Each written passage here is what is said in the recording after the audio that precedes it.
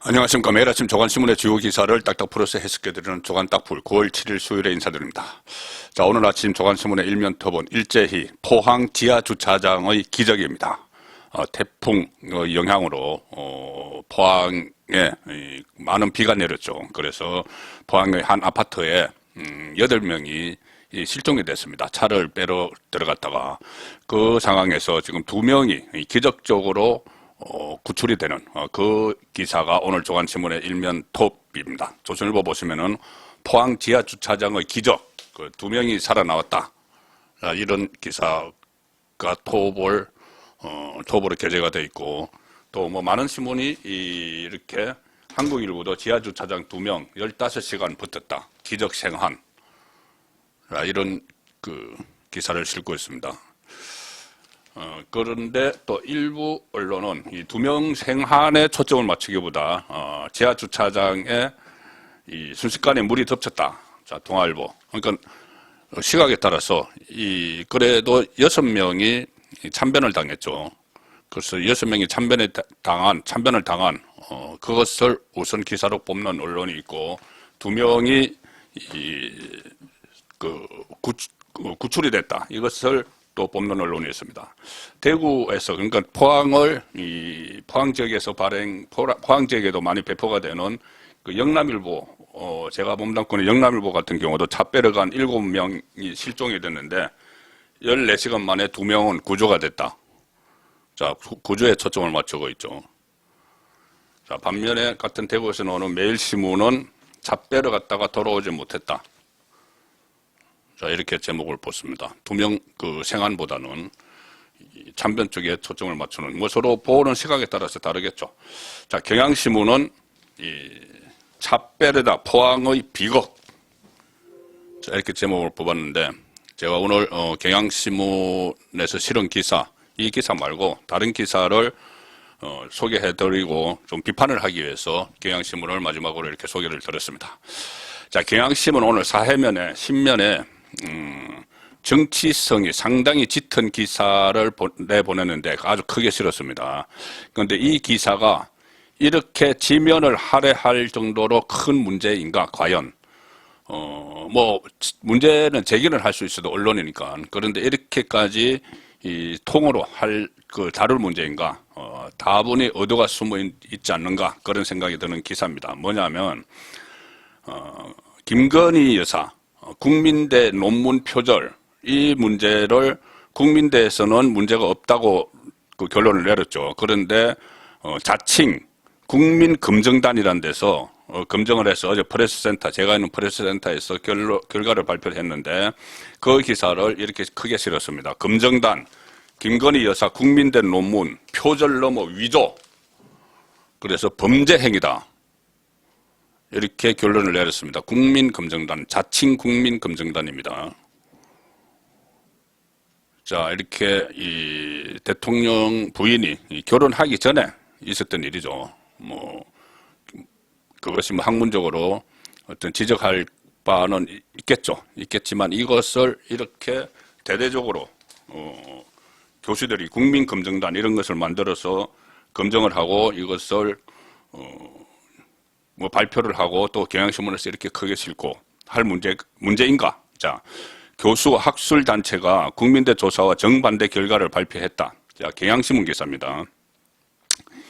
이 김건희 여사의 국민대 박사학위 논문과 학술지에 게재한 논문 3편이 모두 표절에 해당한다는 교수 학술 단체의 주장이 6일 제기됐다. 연구 부정 행위에 해당하지 않는다는 국민대의 결론과 정반대의 검증 결과이다. 전국 14개 교수, 학술단체가 모인 김건희 여사 논문 표절 의혹 검증을 위한 범학계 국민검증단. 자, 명칭이 이겁니다. 국민이라는 이름을 붙입니다. 김건희 여사 논문 표절 의혹 검증을 위한 범학계 국민검증단이 프레스센터에서 기자회견을 갖고 대국민 보고 이렇게 했습니다. 대국민 보고. 그리고 뭐 쭉 논문에 대해서 문제점을 지적을 하고 나서 검증단은 숙명여대에서 조사 중인 김 여사의 석사학위 논문도 검증할 수 있다고 했다. 자, 그런데 이 국민검증단, 국민이라는 이름을 이렇게 함부로 붙여도 되는 것인지, 그 전에 경향신문은 또 이 만평에서까지 이것을 다뤘습니다. 김건희 여사 국민들 논문 표절 넘어 위조, 국민검증단이 그렇게 한 것을 두고 경찰에서 뭐 국민대에 대해서 마치 조사를 할 수 있는 듯이 이런 만평도 지금 하나 실었습니다. 이 만평인데, 자, 이렇게 경향신문이 이 문제에 대해서 여러 지면을 할애하고 만평까지 했는데, 오늘 어제 밤늦게 11시 57분 거의 사정이 다 돼서 나온 중앙일보 인터넷판 기사입니다. 그런데 김건희 여사 논문검증단이라고 국민검증단이라고 한 이 조직이 이재명을 지지하는 정치 조직에 불과하다. 이것이 일부 언론에서 어제 나왔고 국민의힘에서 이 문제를 지적을 했습니다. 정치 조직이다. 학술 조직이 아니다. 경향신문을 이렇게 크게 다룬 그 내용이죠. 국민의힘이 학술단체가 아닌 정치단체다 이렇게 주장을 했습니다. 정치단체라고 주장을 했습니다. 박정아 수석 대변인이 논평을 냈는데, 흡사 금정단은 명칭 등에서 학계를 대표하여 해당 금정이 학술적으로 발표한 것으로 포장을 하고 있지만 내실을 들여다보면 민주당 이재명 대표를 지지하는 정치단체에 불과하다. 자, 이 주장이, 이 지적이 어제 여러 곳에서 나왔는데, 이 경향신문은 이 부분에 대해서는 전혀 언급을 하지 않고 국민검증단이 이렇게 결론을 내렸다. 호도를 하고 있는 것이죠. 이런 호도입니다. 박정아 국민의힘 수석 대변인 이렇게 이야기합니다. 언론에 따르면 검증단에는 사교련, 사립대학교 교수연합회죠. 사교련을 주축으로 민주평등사회를 위한 전국교수연구자협의회, 민교협, 전국 국공립대학 교수회 연합회, 국교련, 이런 조직들이 참여를 하고 있는데, 이 단체의 주요 임원을 역임을 했거나 현재 임원인 사람들이 지난 3월 1일 3구 대선을 앞두고 3월 1일에 이재명 후보 지지 선언을 했던 그 단체입니다. 그리고 국민검증단이라고 참여한 또 다른 단체, 사회 대개혁 지식 네트워크, 이런 단체가 있는데, 이 단체는 민주당 최강욱 의원, 그리고 조국 전 법무부 장관의 딸 조민 씨 고려대 부산대 입학 취소 결정이 나왔었죠. 그것을 철회하라, 다시 복권시키라 이렇게 주장을 한 단체고, 심지어 한미연합 군사훈련을 중단하라 이런 촉구하는 기자회견까지 주도한 단체입니다. 자, 이런 단체들이 모여서 이재명을 지지했던 단체, 조국, 최강욱을 옹호했던 단체, 한미 훈련 중단 촉구했던 단체, 이 단체들이 모여서 국민이라는 이름을 붙여서 국민검증단, 그래서 김건희 여사 논문이 무슨 위조다, 표절 넘어서 위조다, 범죄 행위다 이렇게 한 것을 경향신문이 그대로 받아쓰는 이런 행태를 보였죠. 지금 일부 언론에서 지적한 이 단체의 성격에 대해서는 아무 말도 없습니다. 그냥 국민검증단 이렇게 한 거죠. 경향신문 또 다른 기사 하나를 보여드리면, 또 김건희 여사에 대해서 민주당이 김건희 리스크 프레임을 거는 걸 막 부추기고 있습니다. 오면 기사 보시면은 민주당 김건희 특검법을 발의를 하겠다는 거죠. 오늘 쪽으로 발의를 한다고 합니다. 김건희 특검법 공세 고삐, 그러면서 방탄 프레임 역풍은 좀 부담이 있다. 이것은 다른 이야기죠. 김건희 여사에 대한 공격은 하는데, 이 방탄 프레임, 이것은 이재명이 어제 검찰에 출석 안 하고 했던 거, 이런 것들을 이야기하는 겁니다. 민주당 소식을 전하면서 김건희 특검법 발의한다. 아주 크게 이것을 또 쓰고 있죠.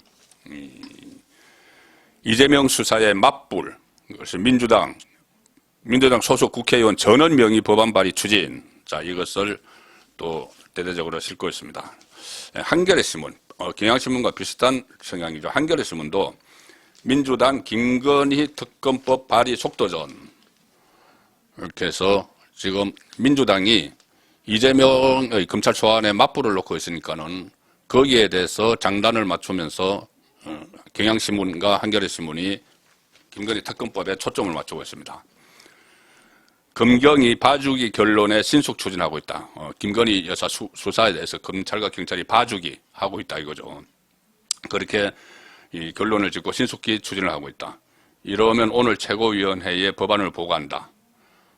그리고 특검에 찬성한다. 민주당 그러니까 김건희 특검에 찬성한다. 이런 우호 여론도 힘을 실어주고 있다. 김건희 특검법에 우호 여론이 형성이 되고 있다. 자, 이런 재단입니다. 그런데 한겨레도 뒤에 이렇게 씁니다. 국민의힘이 법사위원장이어서 통과가 쉽지 않다. 그렇죠. 그 법사위원장이 국민의힘이니 법사위를 통과하기가 어렵고 특검법이 또 이것이 발의가 돼도 이 국회에서 과반으로 통과가 돼도 대통령 거부권 행사가 있습니다. 그럼 윤석열 대통령이 부인 김건희 여사에 대한 이런 정치적 공세의 특검법을 거부권을 행사를 하게 되면 이것이 다시 국회로 가는데 그러면 3분의 2, 이번에는 3분의 2가 찬성을 해야 되는데 민주당이 3분의 2는 안 되죠. 자, 그래서 현실성이 상당히 낮은데 정치 공세를 하기 위한 겁니다. 김건희 리스크, 약한 고리라고 김건희 리스크를 계속 공격을 하면서 여론전을 펼치고 있는 것이죠. 이 대선 때부터 민주당은 김건희 여사에 대한 공격을 약한 고리로 생각을 해서 계속 줄기차게 해오고 있는데 지금까지 그렇게 하고 있는 겁니다. 오늘 매일경제신문에서 참 의미 있는 기사를 하나 냈는데 이렇게 김건희 여사에 대한 논란이 일어나고 있는데 자, 어떻게 정리를 할 것이냐. 영부인법을 만들어서 분란을 없애자. 자, 매일경제신문 그 신면 기사입니다. 김건희 여사가 좋은 일 해도 논란이다.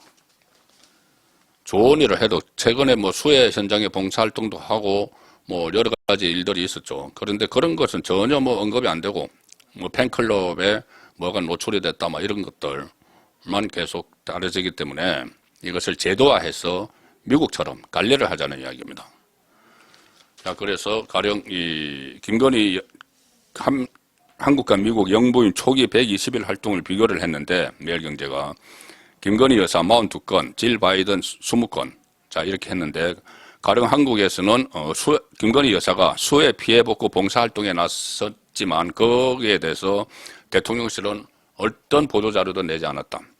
반면에 질 바이든 같은 경우는 봉사활동을 하고 나서 이 백악관에서도 홍보 자료를 배포를 하고 유튜브 동영상도 생생하게 기록을 하고 그렇게 했다는 겁니다.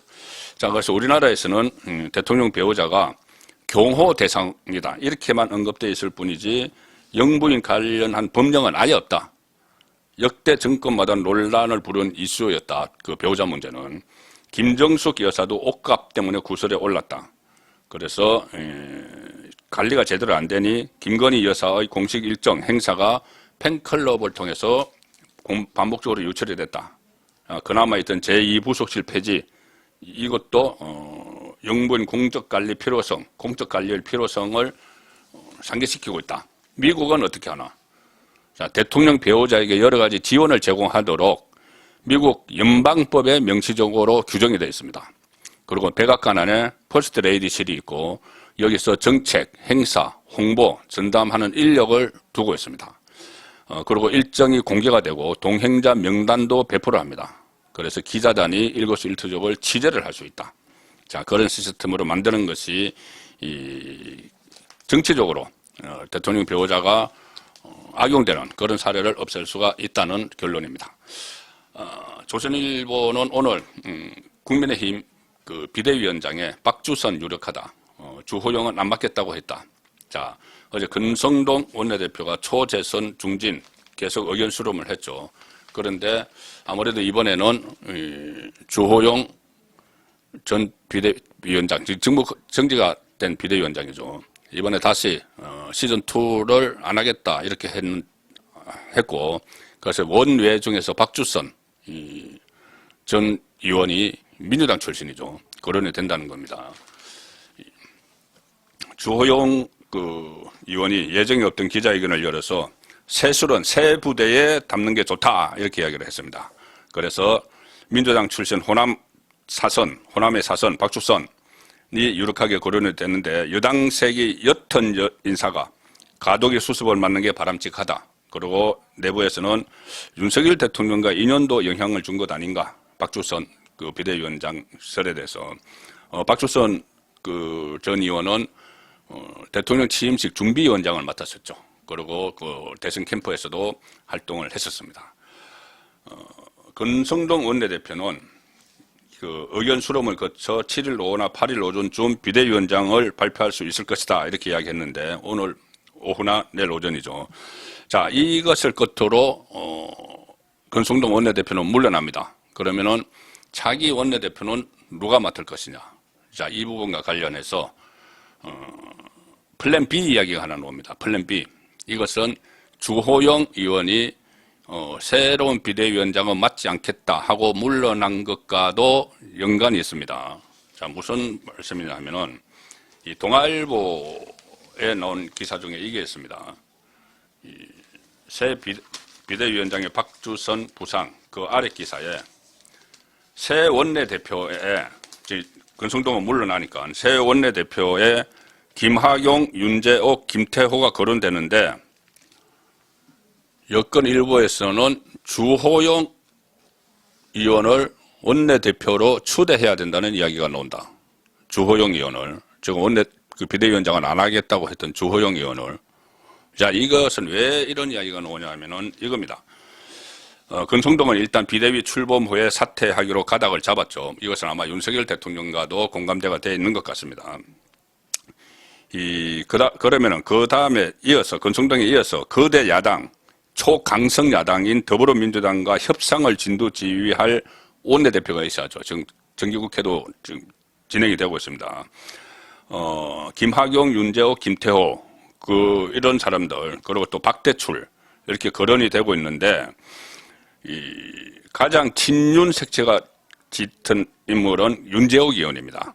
대선 때 선대위 상황실장을 맡아서 계속 윤석열 대통령과 많은 그 교감을 했죠.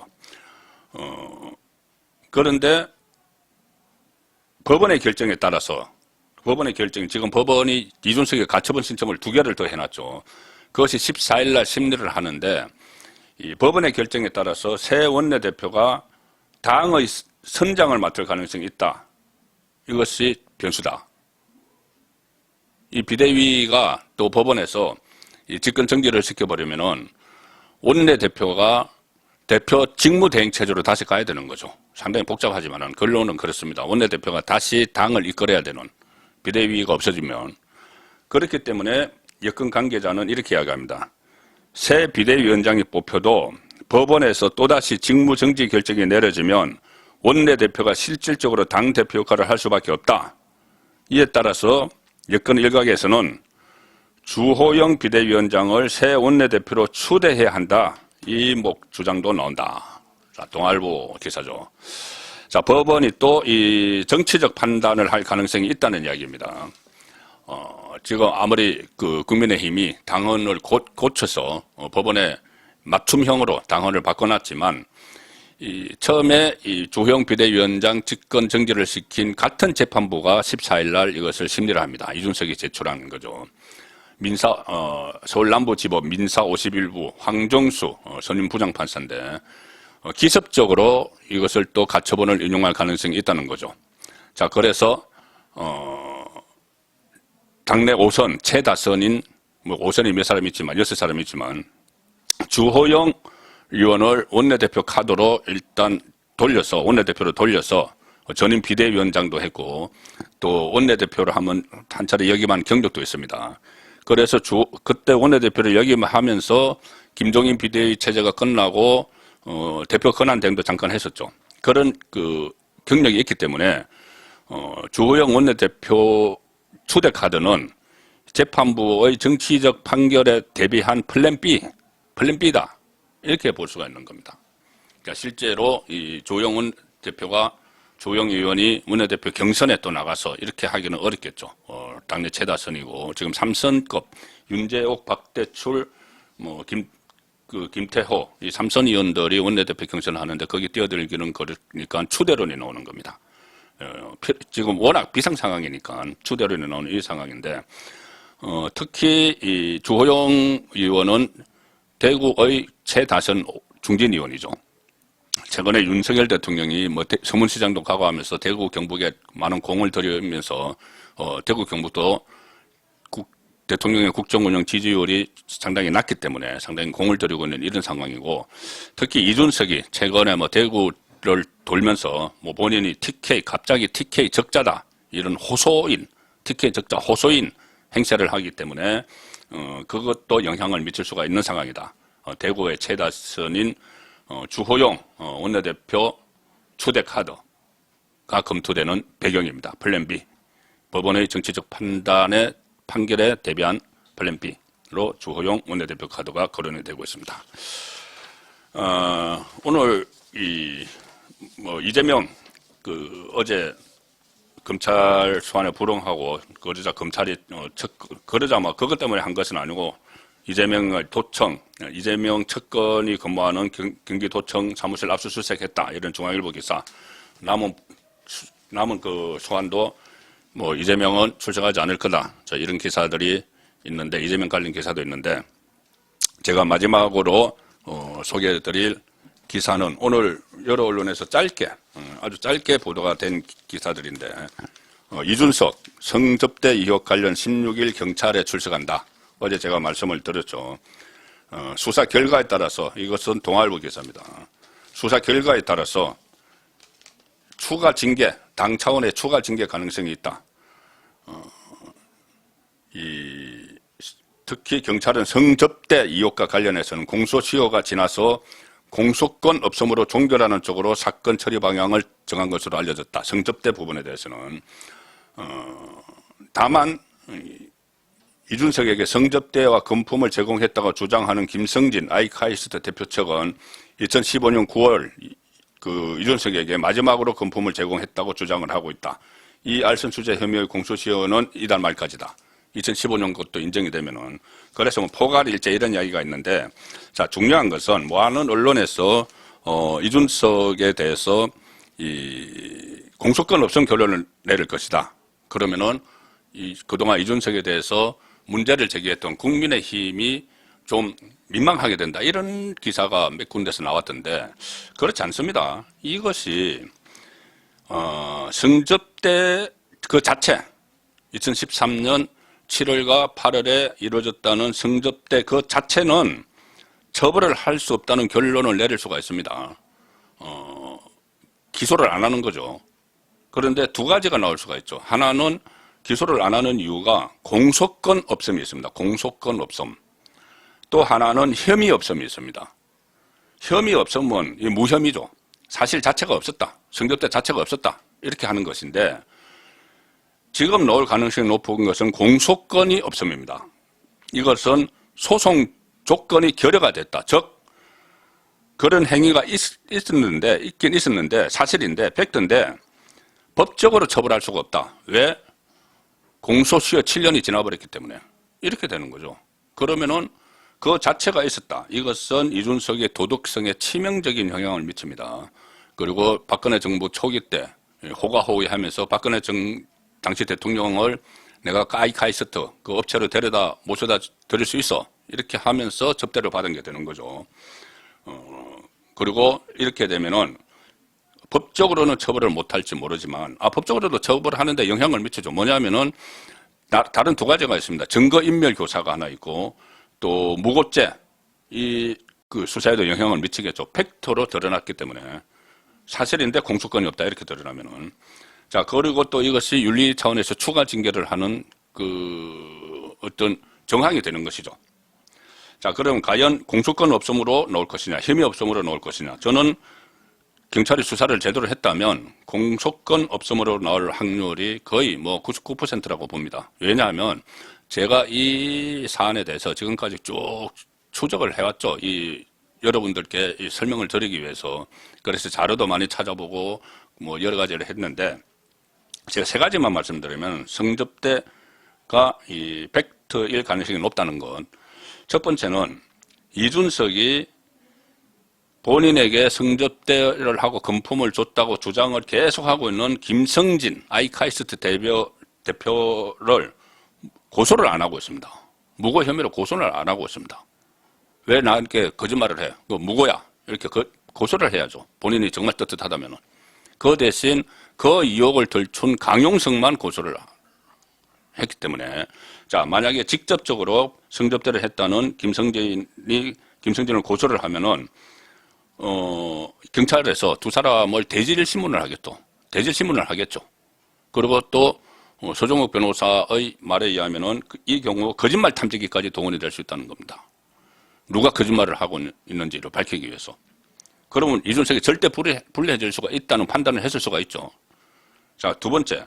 왜 7억 원짜리 각서를 폭로를 하겠다는 사람에게 써줬느냐. 7억 원 투자 유치 각서를. 이준석 쪽은 그렇게 변명을 하죠.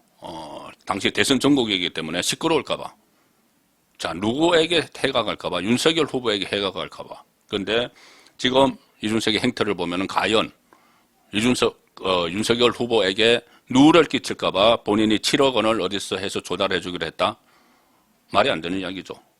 지금 윤석열 대통령을 저렇게 공격을 하고 그때 대선 당시에도 뭐 2번이나 가초를 하고 했던 그 인물인데, 그러니까 각서를 써줬다는 그 자체가 증거인멸을 하려고 했다는 것은 증거가 있으니까는 그것을 인멸하려고 하는 거죠. 자, 그리고 세 번째 마지막, 김성진 아이카이스 대표가 지금 구속 중입니다. 다른 혐의로 9년형을 살고 있는데, 교도소에서 옥중 절차를 6차례 받았습니다. 경찰로부터. 그 상황을 그 변호인들이 전하는 것을 보면은 상당히 구체적 진술들이 나옵니다. 정황상. 뭐 일일이 말씀드리기도 민망할 정도의 구체적 묘사들이 나오죠. 그리고 그와 관련된 이 어떤 영수증 같은 것도 제출을 했다. 이런 이야기가 들리기 때문에, 일단 이준석은 만약에 공소시효로 처벌을 못하더라도 이 도덕성에 치명적 상처를 입을 수가 있고, 그것이 또 증거인멸 수사나 무고죄 수사에도 영향을 미칠 수가 있고, 추가 징계는 불가피한 쪽으로 갈 수가 있습니다. 조간 딱풀이었습니다.